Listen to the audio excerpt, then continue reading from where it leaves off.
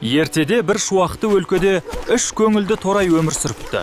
Үшеуі де бір-біріне ұқсайтын, бірақ мінездері мүлде бөлек еді. Жаз бойы олар көк майсада аунап, күнге қыздырынып, шалшықта асыр салып ойнайтын. Қамсыз күндер мәңгі жалғасатындай көрінетін. Бірақ бір күні бәрі өзгере бастады. Күз келді. Салқын жел есіп, аспанды сұр бұлттар торлай бастады. Бірақ Ермек пен Айдынға жұмыс туралы ойлаудың өзі қызықсыз еді. Қойшы, қысқа әлі ерте деп күліп, олар ойынды жалғастырды. Ернар салқын желді сезіп, ағаларына алаңдай қарады. Қыс жақындап келеді.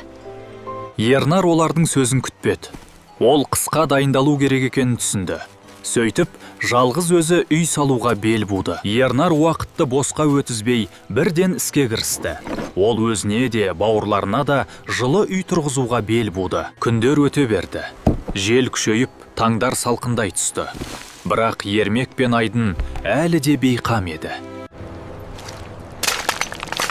Таңертең жол жиегіндегі шалшыққа жұқа мұз қатты. Сонда ғана Ермек пен Айдын қыстың жақындағанын сезді. Бірақ олар тағы да ертең бастаймызен деп өздерін жұбатты. Ернар жалғыз болса да берілмеді.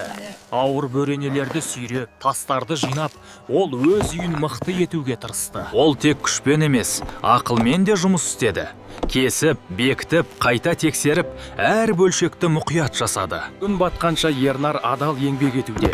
Ол өз қолымен мықты, жылы үй тұрғызғысы келеді. Ал оның інілеріне әзірше бәрібір. Бірақ олар тағы да ертең бастаймызен деп өздерін жұбатты.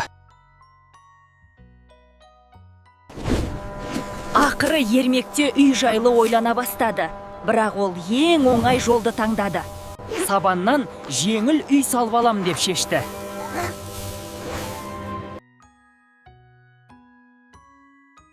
Ермек үшін бұл жұмыс емес, ойын болды. Ол күліп, жүгіріп, сабанды жан-жақтан жинап, үйін асығыс тұрғыза бастады. Ермек үйді қалай болса солай тұрғызды. Қабырғалары қисық, сабаны бос. Бірақ ол бұған мән бермеді. Кешке қарай оның үйі дайын болды. Ермек мәз болып ән айтты. Аздап түзеткендей болды, бірақ үй әлі де әлсіз еді. Ермек болса бәрі жақсы деп ойлады. Айдында ақыры өз үйін тұрғызуды бастады, бірақ жұмыс оған істеу мүлде ұнамайтын. Ол тезірек бітіріп, демалғысы келді. Біраз ойланғандай болды. Сабан үй суық болады деп шешті. Бірақ ол бәрібір оңай жолды таңдады. Солай ол бұтақтардан үй салмақ болды. Айдын жұмыста асығыс істеді. Қазықтарды қисық қағып, бұтақтарды дұрыс бекітпеді. Жел күшейген сайын үй шайқала бастады. Айдын бір сәт ойланып қалды, бірақ бәрібір мән бермеді. Кешке қарай Айдын өз үйін аяқтады. Ол өзінше риза болып, бәрі жақсы деп ойлады. Менің үйім жақсы пый, жаңа үй, мықты үй. Маған қорқыныш жоқ енді, желден де жаңбырдан да. Әнін аяқтай бергенде кенет Ермек атып шығды. Міне, сенің де үйің дайын, деді Ермек мәз болып. Көрдің бе, бәрін тез бітірдік. Ал Ернар ағамыз әлі жүр. Жүр, Ернарға барайық.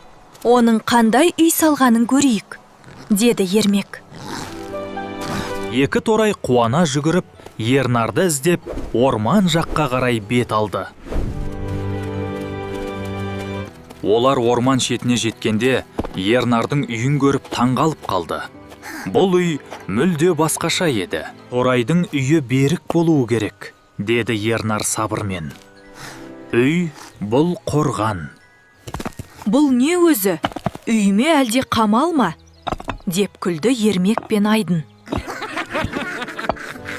Қасқырдан қорғану үшін, деді Ернар жай ғана. Бірақ Ермек пен Айдын бұл сөзге күліп жіберді. Қарашы, ол қасқырдан қорқады, деді Ермек күліп. Иә, оны жеп қояды деп қорқады, деп Айдын қосылды. Ал Ернар болса, ештеңеге алаңдамай, өз жұмысын жалғастыра берді. Өмірде кез келген істі шын ниетпен жасау керек. Бірі күліп кетті, ал бірі болашақты ойлап, үйін бері кетіп сала берді. Бізге қорқынышты емес қасқыр, қасқыр, қасқыр. Қайда жүрсің ақымақ қасқыр, кәрі қасқыр. Екі торай орманға кіріп, әлі де күліп, ән айтып жүре берді. Ал сол кезде орман ішінде, қарағайдың түбінде бір қасқыр ұйықтап жатқан еді. Бұл қандай шу? Деп қасқыр оянып, ашулы күбірледі. Қасқыр дыбыс шыққан жаққа ақырын жақындай бастады. Қайдағы қасқыр? Біз оны ұстап аламыз. Деп күліп, олар тағы да әндетті. Бір кезде олар нағыз қасқырды көрді. Қорғыныштан олардың денелері дірілдеп кетті. Қашуға да үлгермей қалды. Қасқыр ұмтылып секірді. Ал торайлар бар дауыстармен шыңғырып, жан ұшыра қаша жөнелді. Торайлар бар дауыстармен шыңғырып, жан ұшыра қаша жөнелді. Қасқыр сабан үйдің алдына келіп тоқтады. Аш есікті. Аш есікті. Қазір есікті аш. Әйтпесе сындырып кірем. Жоқ, ашпаймын. Жоқ, ашпаймын. Онда үйінді үрлеп құлатамын. Қасқыр тағы да қаттырақ үрледі.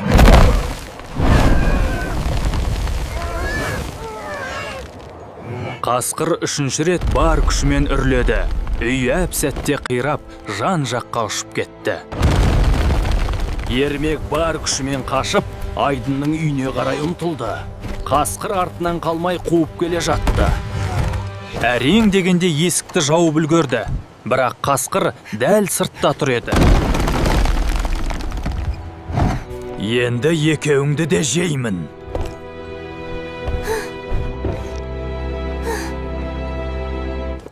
Екеуі бір-біріне қорқып қарады. Бұл жолы бәрі шын екенін түсінді. Мен ойымнан қайттым. Мұндай арық торайларды жемеймін. Үйіме кеттім. Алақай, қасқыр кетті. Бізге енді ештеңе қорқынышты емес. Бірақ олар қасқырдың өз айласы бар екенін білмеді. Қасқыр еш қайда кеткен жоқ. Ол көлеңкеде тығылып, өз айласын ойлап тұрды. Сол кезде қасқыр айла ойлап тапты. Қасқыр қойдың терісін жамылып, үйге білдіртпей жақындады. Бұл мен. Бейшара кішкентай қоймын. Мені кіргізіңдерші, менің қарным аш. Ойбай, қойды кіргізейік пе? Қой қасқыр емес қой, кіргізуге болады, деді Айдын.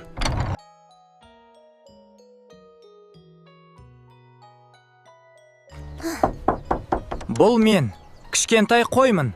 Мені кіргізіңдерші, менің қарным аш. Есікті ашқанда, олар қойды емес қасқырды көрді. Торайлар есікті тарс жауып, бар күштермен ұстап тұрды. Қап, мына торайларды ай. Енді күтіңдер. Бұл үйден ештеңе қалмайды. Қасқыр қайта-қайта үрледі. Үй шайқалып, бұтақтары босай бастады.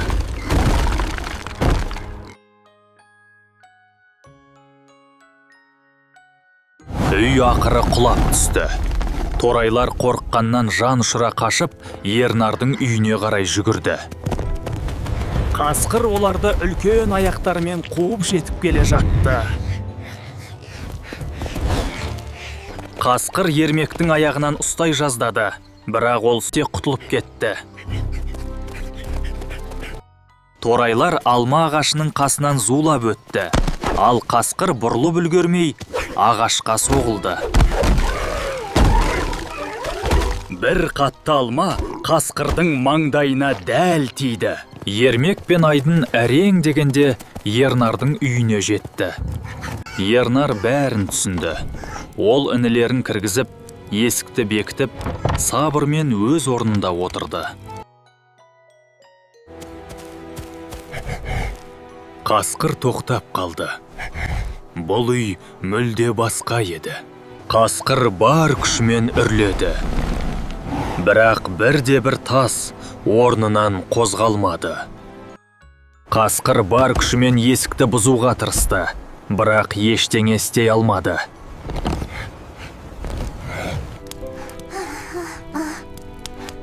Ол бұл үйге кіре алмайды. Уайымдамаңдар. Міне, қай жерден кіремін? Қой. Бұл үйге кіре алмаймын. Болды, мен үйіме қайттым. Бұдан ештеңе шықпайды. Үйлері тым мықты екен. Сол күннен бастап, 3 ағайынды бір үйде бірге өмір сүрді. Бұл ертегі бізге бір нәрсені үйретеді. Бар істі жүрекпен, сапамен жасау керек. Өзің үшін де, жақындарың үшін де. Балалар, сендерге ертегі ұнады ма? Онда лайк басып, арнаға жазылуды ұмытпаңдар. Келесі ертегіде кездескенше.